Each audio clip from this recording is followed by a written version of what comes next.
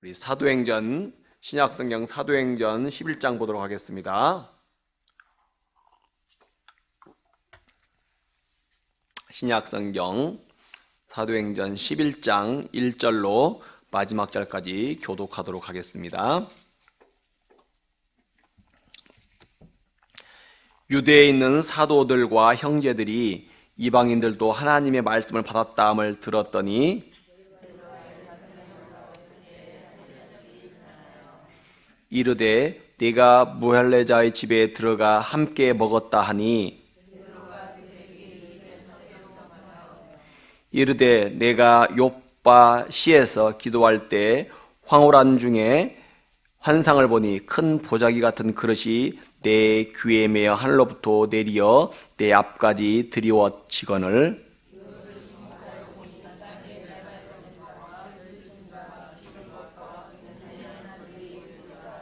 또 들으니 소리 있어 내게 이르되 베드로야 일어나 잡아 먹으라 하거늘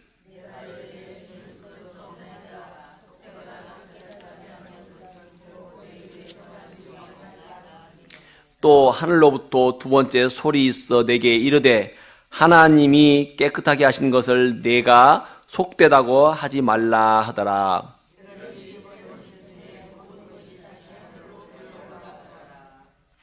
마침 세 사람이 내가 유숙한 집 앞에 서 있으니 가이사랴에서 내게로 보낸 사람이라.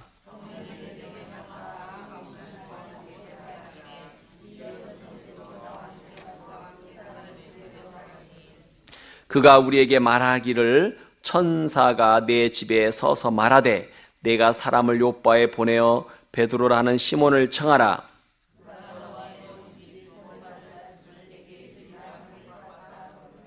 내가 말을 시작할 때 성령이 그들에게 임하시기를 처음 우리에게 하신 것과 같이 하는지라.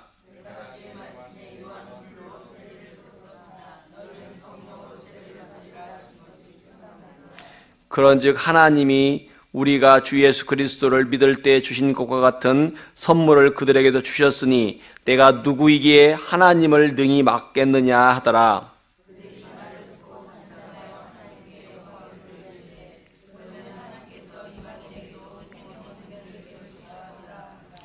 그때 스데반의 일로 일어난 환란으로 말미암아 흩어진 자들이 베니게와 구브로와 안디옥까지 이르러 유대인에게만 말씀을 전하는데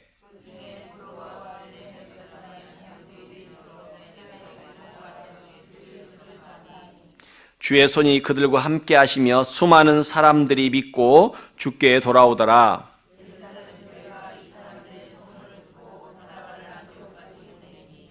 그가 이르되 하나님의 은혜를 보고 기뻐하여 모든 사람에게 굳건한 마음으로 주와 함께 머물러 있으라 권하니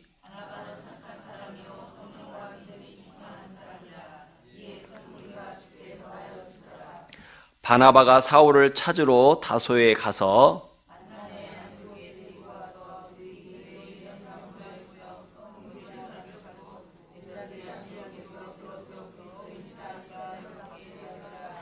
그때 선지자들이 예루살렘에서 안디옥에 이르니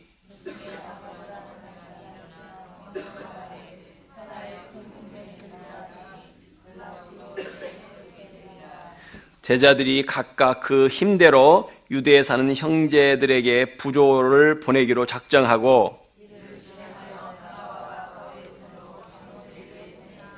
아멘. 우리 고백합니다. 하나님 사랑합니다. 하나님 사랑합니다. 예, 입술로 고백한 그 삶이 여러분 하나님 나라 갈 때까지 계속해서 이루어지고 하나님을 사랑하는 그런 복된 삶으로 마무리되어지기를 바랍니다. 오늘 본문을 보니까요 세 가지 내용으로 구성되어 있습니다. 1절부터 18절까지는 고넬료 집안의 그런 성령 임재 사건에 대한 것과요 베드로의 그런 변론이고요. 그다음에 19절부터 26절은 안디옥 교회의 그런 설립과 그다음에 그리스도인이라고 하는 그 명칭의 유래가 나와 있고요. 그다음에 27절부터 30절까지는 안디옥 교회의 그런 구제 활동에 대해서 지금 기록이 되어져 있습니다. 먼저 보면은요 유대에 있던 그런 사도들과 성도들은 베드로가 이방인 그런 고넬료 가정에서 복음을 전한 소식을 듣게 되었습니다. 어제 내용이죠. 10장, 사도행전 10장에 나온 그런 내용인데요. 베드로가 예루살렘에 도착하자마자 그런 예루살렘 교회의 그런 지도자들이 베드로가 그런 이방인 무할례자들과 교제했다는 것을 갖다가 듣고서 비난을 하기 시작합니다. 그래서 베드로는 자신이 왜 이방인에게 복음을 전하였는가를 갖다가 이렇게 설명을 합니다. 자신이 욥바에서 기도하던 중에 하늘에서 그 네 귀가 메어진 그 보자기가 내려왔다는 것입니다. 그래서 부정한 음식들이 내려와서 그것에 대한 이야기를 설명합니다. 이 환상 후에 성령의 지시대로 고넬료의 집에 가서 복음을 전했다는 것입니다. 베드로가 설교를 시작하자 이방인들에게 성령이 임했다라고 말합니다. 베드로는 결론으로 하나님께서 이방인들에게도 유대인들에게 주셨던 동일한 성령을 주셨다라고 결론을 말합니다. 그러므로 하나님이 행하시는 일을 막을 수 없다고 말합니다. 이방인의 그런 구원이 하나님의 그런 주권적인 사역이라고 베드로는 결론을 짓고 있는 것입니다. 이것을 들은 예루살렘 교회 지도자들은 더 이상 베드로를 갖다가 비난할 수가 없었습니다. 도리어 하나님을 찬양하고 이방인에게도 생명의 회개를 통한 구원이 주어졌음을 억지로 인정을 하게 됩니다. 오늘 이 사건을 통해서 우리는 우리의 편견과 관습으로 하나님의 일을 막아서는 안 된다는 것을 배우게 됩니다. 이미 예수님께서 예루살렘과 유대와 사마리아와 땅까지 이르러서 증인이 되라고 명령하셨어요. 사도행전 1장 7절에 이렇게 명령하셨죠. 1장 7절에서 예루살렘 교회는 예수님의 이러한 명령을 들었어요. 사마리아 땅끝까지 가서 내 증인이 되라, 복음을 전해라, 이런 명령을 받았는데 문제는 누가 언제 어떻게 어디로 어떤 이방인에게 복음을 전해야 되는가, 이것에 대한 구체적인 계획이 없는 거예요. 아는 바가 없어요. 이렇게 복음이 유대인 안에 갇혀 있을 때에 누가 일을 먼저 시작하셨느냐? 성령님께서, 하나님께서 일을 시작하신 것입니다. 유대인이라고 하는 그 민족의 한계를 넘지 못해서 주저주저 하고 있는 예루살렘 교회 성도들을 주님이 지금 이끌고 있는 거예요. 그래서 예루살렘 교회 지도자인 베드로에게 성령 하나님께서 역사하셨습니다. 예수님의 수제자인 베드로를 갖다가 성령께서 감동하시고 설득하심으로써 복음이 이방인에게 들어가도록 물꼬를 갖다 이렇게 트고 있다, 그 말이에요. 베드로가 지금 예루살렘 교회 수장이에요. 12제자 중에 수제자다, 그 말이에요. 베드로가 했기 때문에 이 정도지, 만약에 이름도 없는 집사가 했다 그러면 아마 더 뒤집어졌을 거예요. 근데 하나님께서는 베드로를 통해서 이 일을 하고 있다, 그 말입니다. 그러므로 이 복음은요, 예수에 대한 복음은 인종, 그다음 문화, 인간의 전통, 아니 관습에 제한을 받지 않고 모두에게 전해져야 하고요, 전파되어져야만 합니다. 이 복음 전파에 있어서 먼저 복음을 받은 사람들은 베드로가 고백하는 고백을 듣고 순종해야 됩니다. 오늘 17절에 그렇게 나와 있죠. 11장 17절에 보면은 그런즉 하나님이 우리가 주 예수 그리스도를 믿을 때 주신 것과 같은 선물을 그들에게 주셨으니 내가 누구이기에 하나님을 등이 맞겠느냐? 우리들은 주님 앞에서 그런 마음을 가져야 되는 거예요. 누가 복음을 전한다고 한다, 예수를 전한다고 한다, 주의 일을 위해서 뭘 하자고 하자, 그렇게 제안을 할 때 사람들은 에이 그거 하지마 이렇게 말하기보다는 이것이 과연 하나님 보기에 어떠한 것인가, 하나님 보기에 선한 것인가를 갖다가 먼저 생각하고서, 이게 하나님 말씀이 합당한 것인가 생각하고서 하나님 마음에 합당하다고 한다면은, 지금까지는 그렇게 하지 않았다 할지라도 하나님 마음에 합하면은 그 일을 해야 되는 거예요. 그래서 하나님의 복음이 전해지도록, 예수의 복음이 전해지고 하나님의 일이 되어지도록 우리를 갖다가 내어드리는 것이 합당한 것입니다. 지금까지 이렇게 해오지 않았는데요, 우리는 지금까지 이런 생각을 안 해보았는데요, 그렇게 해서 일을 하지 않는다고 한다면 그것은 하나님의 일을 막는 것일 수도 있어요. 미국이라든지 캐나다 이런 데 이민사회에 가보면 그런 거 있습니다. 그 이민사회에서 주를 섬기는 그 중진들이 있거든요. 장로님들, 권사님들, 안수집사님들이, 중진들이 있는데, 그분들이 교회에 대한 생각은요, 이민 갈 때 그 배웠던, 한국 교회에서 배웠던 그 전통만 딱 가지고 있어요. 만약에 1970년대 한국교회에서 이민을 갔으면은 1970년대 한국교회 모습 그대로만 섬기려고 해요. 아니면은 80년대 이민 간 사람, 90년대 이민 간 사람, 2000년대 이민 간 사람. 그러니까 한국교회에서 언제 이민 왔느냐에 따라서 그 시대에 가졌던 한국교회의 이미지만을 가지고서 교회를 섬기려고 하는 방식을 가지고 살아가요. 그래서 교회가 답답하게 돌아갑니다. 자기가 섬겨온 그 방식만이 최고라는 거예요. 그러나 그러한 방식은 하나님의 의를 이루지 못합니다. 하나님 복음을 전하는 데 있어서 걸림돌이 된다 그 말이에요. 그러므로 우리가 교회에서 일을 하려고 할 때 그 일이 성경에 비추어 보았을 때 합당하다고 한다면은 그 일에 대해서 동의해주고 지지해주고 함께 해줘야 할 줄로 믿습니다. 오늘 이 자리에 나와 있는 우리 성도님들은 그러한 성도님 되시기를 바랍니다. 그래서 복음 전파의 방해자가 되지 말라는 것입니다. 도리어 하나님의 일, 복음 전파를 확장하고 하나님 일하심에 대해서 영광을 돌리는 성도가 되기를 주의 이름으로 축복합니다. 두 번째로 볼 수 있는 것은요, 이방인들로 구성된 안디옥 교회가 세워졌음을 성경이 기록을 하고 있습니다. 안디옥 교회가 어떻게 세워졌는가? 이 질문에 대해서 19절부터 21절에서 말하고 있죠. 스데반의 순교와 함께 일어난 핍박으로 흩어진 사람들이 안디옥까지 와서 말씀을 전했다라고 우리가 읽은 19절에서 말을 하고 있습니다. 예루살렘에서 일어난 핍박으로 도망 나온 성도들이 안디옥까지 와서 전도했습니다. 안디옥까지 와서 전도를 했는데 거기 보세요. 19절 보니까는 유대인에게만 말씀을 전했다. 그러니까 핍박을 받아서 이미 예루살렘 교회에서 도망을 나왔어요. 그런데 불구하고 아직 유대인에게만 말씀을 전하고 있는데 그 중에서 몇 사람이 20절에서 안디옥에 이르러 헬라인에게도 말하여 주 예수를 전파하니, 유대인을 뛰어넘지 못하다가 겨우 몇 사람이 지금 복음을 전하고 있다, 그렇게 말하고 있습니다. 그런데 전도자들이 전도할 때 주의 손이 함께 하셔서 안디옥에 많은 사람들이 믿고 주께로 돌아왔다고 성경은 기록하고 있습니다. 안디옥에 성도들이 많아졌을 때 예루살렘 교회가 이 소식을 듣게 되었습니다. 그래서 바나바를 안디옥에 파송했다고 말하고 있죠. 바나바는 안디옥 교회에 임한 그런 하나님의 은혜를 보고 기뻐했습니다. 안디옥 교회 성도들의 그런 믿음이 더욱 견고해지도록 권면하고 성경 말씀을 이렇게 가르쳤습니다. 그런데 안디옥 교회에서 보니까는 어떤 말이 나오게 되느냐 보니까는 그리스도인이라고 하는 그 칭호가 나왔다라고 말하고 있죠. 그 보면은 말씀이 나옵니다.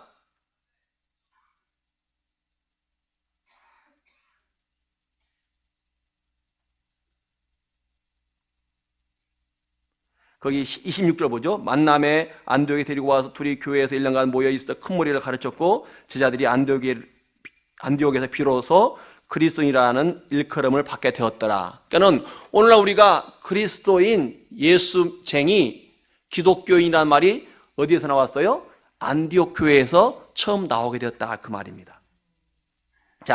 이 그리스도인이라는 말은요, 크리스티아노스라는 말이에요. 이 말은 그리스도께 속한, 그리스도를 따르는 이런 뜻입니다. 그러니까 그리스도인은 어떤 사람인가? 그리스도인은 그리스도께 속한 사람이고 그리스도를 따르는 사람이라는 뜻입니다. 그러므로 우리가 다른 사람들에게 그리스도인이라고 불림을 받고 있다면은 내가 그리스도께 속한 사람이고 내가 그리스도를 따르는 사람이라는 뜻입니다.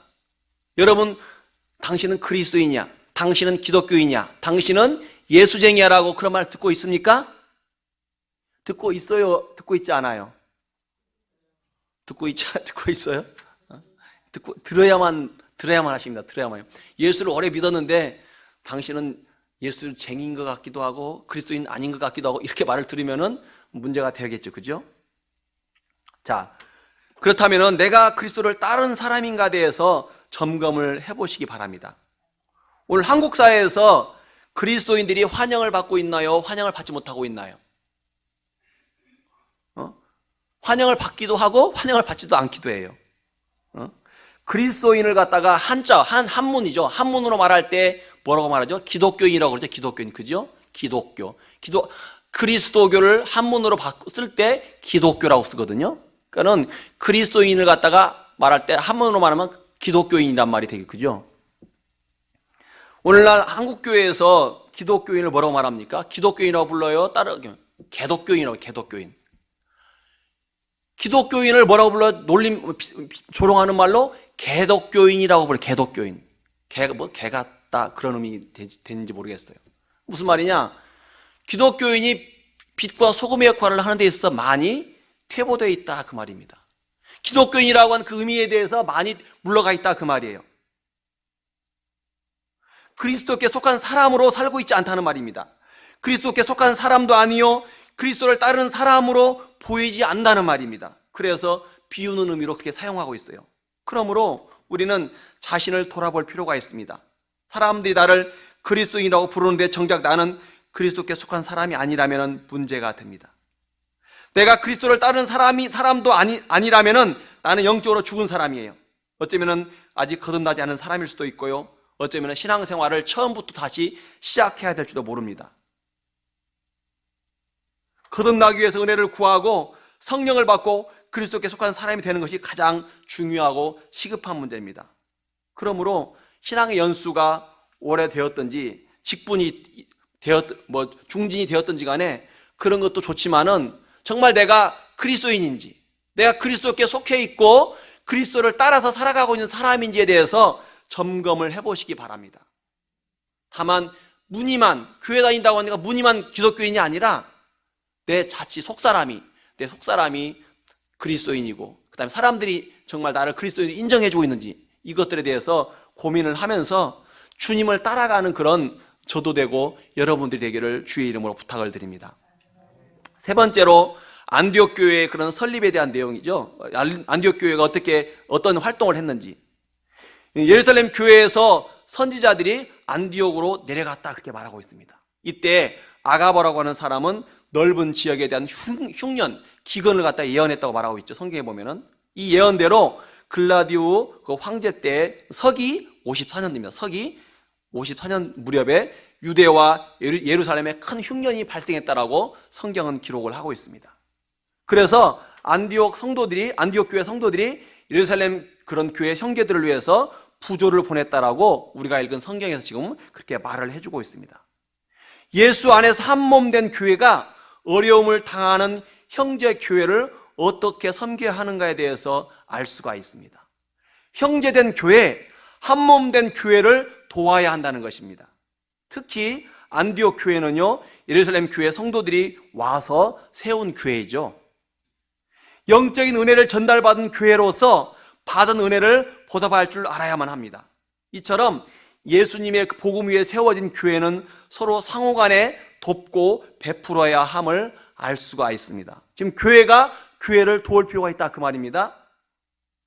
우리 교회는 지금도 여러 교회들을 이렇게 많이 돕고 있죠, 그죠? 교회를 세워서 돕기도 하고 해외에 나가 있는 작은 교회 선교 하고 있는 교회를 갖다가 많이 돕고 있습니다. 앞으로도 우리 교회가 재정적으로 더 많이 풍부해져서 약한 교회들을 돕고 도움이 필요한 교회들을 돕는 그런 교회들로 더 많이 쓰임 받기를 바랍니다. 지금도 잘하고 있지만 앞으로도 더 많이 잘하자 그 말입니다. 그런 사역의 날이 오기를 주의 이름으로 축복합니다. 자, 영혼 구원과 복음 전파를 돕는 성도가 되시기를 바라고요. 그리스도께 속한 사람이 되고 그리스도를 따르는 사람이 되기를 바랍니다. 그리고 우리 교회가 더욱 부강해져서 많이 번성해져서 약한 교회를 돕는 교회로 쓰임받는 은혜가 우리 오병이어 교회에 풍성히 임하기를 주의 이름으로 축복합니다. 우리 기도하겠습니다. 말씀을 기억하면서 하나님 그리스도를 따르는 성도로 살아가게 해달라고 여러분 자신이 결단하는 기도하도록 하겠습니다. 주의 일창하고 기도하도록 합니다. 주여, 하나님 아버지 감사합니다. 이 새벽에 나와서 아버지 하나님의 주의 이름을 부르게 하여 주시니 감사합니다. 하나님 아버지여, 우리를 아버지 하나님 그리스도를 따르는 사람으로 사용하여 주시옵소서. 하나님 우리를 그리스도를 따르는 사람으로 붙잡아 주시옵기를 원합니다. 그리스도를 따르도록 은혜 주시고 능력 주시고 성령을 부어 주옵소서. 하나님 감사합니다. 영광 받아 주옵소서. 감사드리며 예수님 이름으로 기도합니다.